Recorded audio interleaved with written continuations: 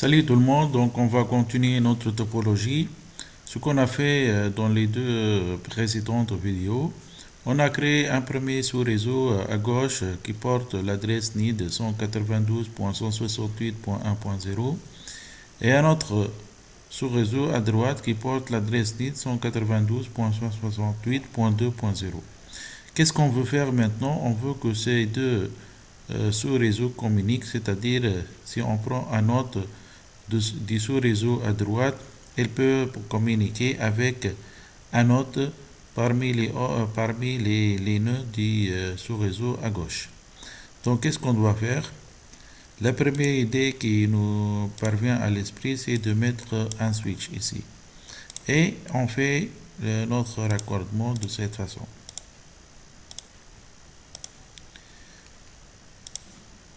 Voilà. Donc, on peut penser à faire comme ça. Mais c'est quoi le problème si on utilise un équipement switch, un switch qui est de couche 2? Donc, est-ce que un autre qui porte une adresse 192.168.2.3 peut communiquer avec un autre hôte dans un autre sous-réseau? Cela n'est pas possible car les switches ne comprennent pas les adresses IP. Donc, elle ne peut pas acheminer les paquets qui parviennent ici par, par ce chemin. Parce que ça peut être, par exemple, ici, on peut imaginer, par exemple, qu'on a un autre sous-réseau ici. Donc, la question qui se pose, pourquoi si un message qui parvient, qui sort de ce PC qui porte l'adresse 2.3 et qui se dirige vers ce PC d'adresse 1.4, pourquoi si le switch va l'acheminer à partir de ce câble? S'il parvient à le faire, c'est qu'il a compris que ce réseau existe sur ce port. C'est-à-dire, il y a un port qui mène à ce réseau. Cela veut dire que le switch a compris qu'est-ce que ça veut dire les adresses IP, ou bien la signification des adresses IP. Ce qui n'est pas le cas, car on sait très bien que le switch ne comprend pas les adresses IP. Donc ici, il nous faut un équipement qui comprend l'adresse IP, de sorte que si il reçoit un paquet qui se dirige vers un NID, par exemple ici 192.168.1.0, alors il va l'acheminer par ce port. C'est-à-dire il peut savoir quels sont les ports ou bien qui est le port qui mène à ce sous-réseau. C'est-à-dire il doit comprendre les adresses IP ça d'une façon et il peut acheminer les paquets IP. Donc s'il reçoit un paquet dont l'adresse destination est 192.168.1.0, c'est-à-dire dans ce réseau, il va l'envoyer par ce port et non pas par ce port. Le switch n'est pas capable de faire la différenciation. Par contre, le routeur, il peut savoir. Donc, pour ne pas entrer encore dans les détails du routage, on va tout simplement mettre un routeur ici. Voilà. Donc, on va raccorder les deux ports du routeur de cette façon. Voilà. Donc, le terme que j'ai utilisé, c'est que le routeur est un aéroport. Donc, tout paquet qui veut voyager d'un réseau à un autre, il doit passer par l'aéroport. Et notre aéroport, c'est quoi? C'est le routeur. Qu'est-ce qu'on doit configurer sur le routeur? Tout simplement, on doit configurer les ports. Donc, on doit configurer ce port ici et ce port ici. Je vais modifier les options ou bien les préférences de mon logiciel. Donc, je vais cocher cette adresse, cette option pour voir les ports. Donc, comme vous voyez ici, les ports ne sont pas allumés. Donc, je dois spécifier une adresse à cette interface pour qu'elle soit dans ce sous-réseau et une autre adresse ici. Normalement, cette adresse, ça va être le default gateway de ce sous-réseau et cette adresse va être l'adresse du default gateway de ce sous-réseau. Encore, je vais ajouter le label des ports. pour pouvoir faire la configuration du routeur. Voilà, donc F01 et F00. Donc, configurons notre routeur. Qu'est-ce que je vais faire? Je veux accéder donc tout d'abord au mode Enable, par la suite au mode configuration. Je vais accéder à l'interface F00 du routeur. Qu'est-ce que je vais faire pour cette interface? Je vais lui affecter une adresse IP, donc IP adresse 192.168, normalement cette adresse,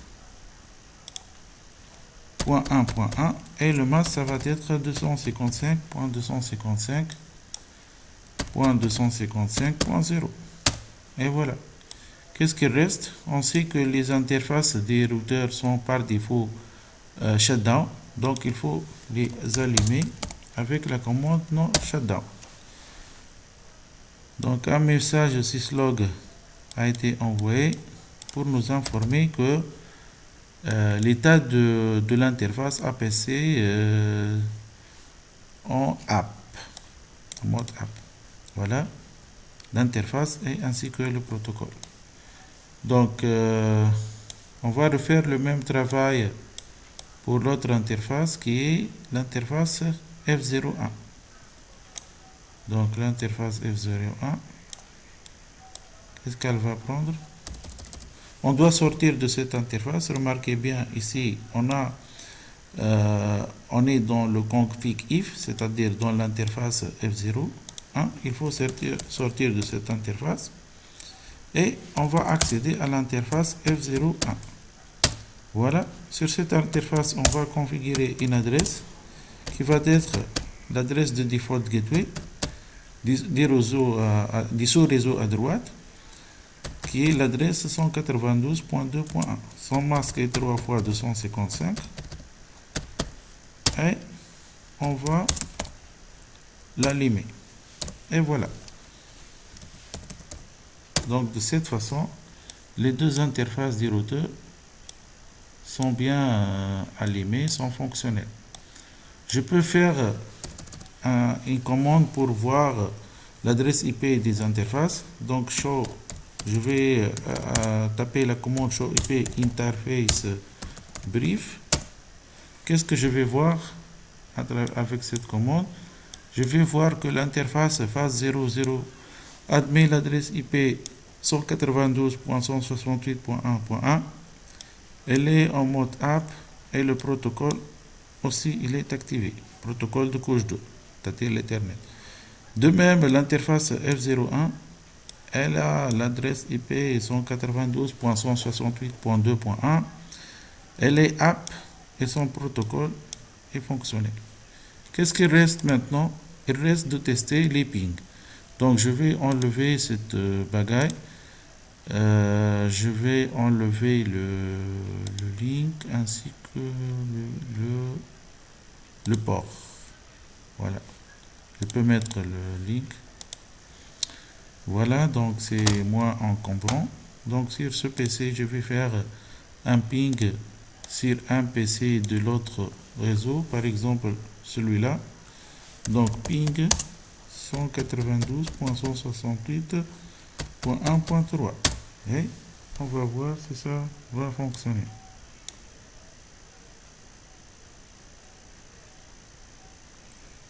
Espérons que ça fonctionne.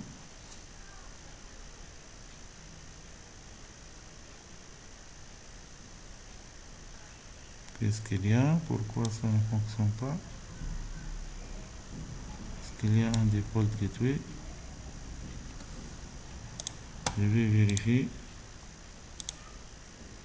Ah, ici, on n'a pas spécifié le default gateway. Donc, forcément, il ne va pas fonctionner. Il faut alors modifier notre serveur DHCP. Donc ici, on doit mettre 192.168.1.1. On enregistre. Voilà. Donc, on va maintenant refaire la requête DHCP. Voilà, il a reçu l'adresse de default gateway. Donc remarquez très bien, lorsqu'on fait un ping d'un réseau à un autre, il faut que chaque hôte des deux réseaux admet les trois informations suivantes. Elle admet une adresse IP, un masque et un default gateway. Le default gateway, c'est l'adresse du port qui appartient au réseau concerné. Donc là, il faut que le PC sache l'adresse de l'aéroport pour pouvoir voyager, pour pouvoir envoyer des paquets à un autre réseau ou bien à un ou plusieurs autres réseaux. De même, ici, sur l'autre côté, est-ce que le default gateway est bien saisi? Très bien. Donc les trois informations existent. Je vais vérifier ici. Ici, je n'ai pas les trois informations. Donc je refais une autre requête DHCP. Pour cela, je clique sur statique et je refais une requête DHCP. Et voilà. L'autre a reçu une adresse, l'adresse de son default gateway. De même pour celui-là. Donc statique et je refais la requête. Voilà. Donc normalement les hôtes des deux sous-réseaux admettent les trois informations nécessaires. On va réessayer notre ping. Donc je retape la commande. Je vais pinguer sur cette plutôt. Je suis où? Je suis ici. Donc je vais faire un ping sur l'adresse 1.3. Normalement ça devra fonctionner et voilà. Toutes les informations disponibles. Et le paquet va voyager de ce réseau vers le passerelle par défaut. Cette passerelle comprend les adresses IP, comprend que ce paquet est destiné à faire cette adresse IP, c'est-à-dire il existe dans ce réseau, et ce réseau, il est branché, le routeur admet un port connecté dans ce réseau, donc il a déjà cette adresse IP avec son masque, donc il va savoir que le paquet envoyé ici doit être acheminé sur ce port. Et on a déjà dit que le routeur comprend les adresses IP. Donc il peut savoir sur quel chemin il va envoyer le paquet. Donc le paquet va être envoyé ici et il va arriver jusqu'à ce PC. Ce dernier, qu'est-ce qu'il va faire? Il va répondre. Donc on a déjà vu que la commande ping qui va utiliser le protocole ICMP admet 4 réponses. Donc ici, normalement, il va répondre. C'est pourquoi celui-là doit définir aussi le default gateway. Donc, si on a oublié de mettre le default gateway ici, c'est que la réponse ne va pas savoir arriver à ce réseau. Donc, la seule façon de pouvoir envoyer ou bien acheminer un paquet d'un sous-réseau vers un autre, c'est de passer par le default gateway. Donc ici, il faut aussi définir un default gateway pour que la réponse puisse repousser le chemin ou bien s'envoyer dans le sens inverse. Donc c'est le premier paquet. Le deuxième, voilà, la réponse est le deuxième. Un request, un reply. Voilà. Et on obtient ici sur le CMD les 4 messages. Donc déjà ici, il vous écrit que la réponse a été envoyée par qui? Par l'adresse 192.168.1.3, c'est-à-dire le reply. Voilà, donc voici notre topologie. Elle admet 2 serveurs DHCP. On va voir dans d'autres vidéos qu'on peut seulement utiliser un seul serveur DHCP pour alimenter les deux sous-réseaux. C'est-à-dire on va sur le même serveur DHCP créer un pool pour alimenter les hôtes de ce sous-réseau et un deuxième pool pour alimenter les hôtes de ce réseau en information de configuration, c'est-à-dire adresse IP, masque et passerelle par défaut.